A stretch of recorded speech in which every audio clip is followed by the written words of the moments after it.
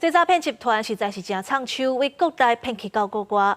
西班牙有台湾人涉嫌假做中国的公安，利用电信网络跨国诈骗中国人。这案伫咧2016年，互西班牙警方抓到281个成员。这群人引导去中国受审，伫中国坐监，即马转来到台湾。台中的检方经过审理，嘛甲44个人起诉。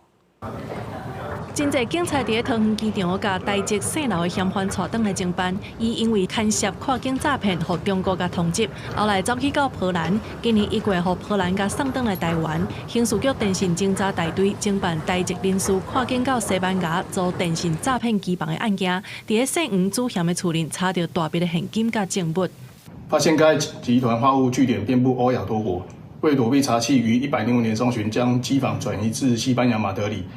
刑事局电信侦查大队接到情报，讲姓黄的主嫌甲真侪共犯做伙组一个跨国诈欺集团，假做是中国的公安甲检察官等等的方式来骗中国人。警方查到因伫台湾有2个训练所，佮由核心干部组一个团队，送到西班牙马德里做电信诈骗。这个案件伫2016年，互警方查到，抓到281个人，陆续甲引渡到中国受审，互人判8档至12档的刑期。即马处决了后，嫌犯伫旧年陆续转来到台湾，要是要接受咱司法的侦办。专案小组为防止在台犯嫌颜面试证，于106年1月在台湾执行27处搜索，并限制相关共犯出境。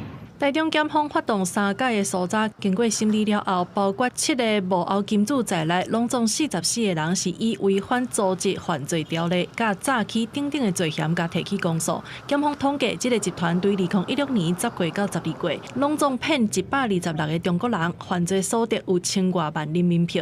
记者综合报道。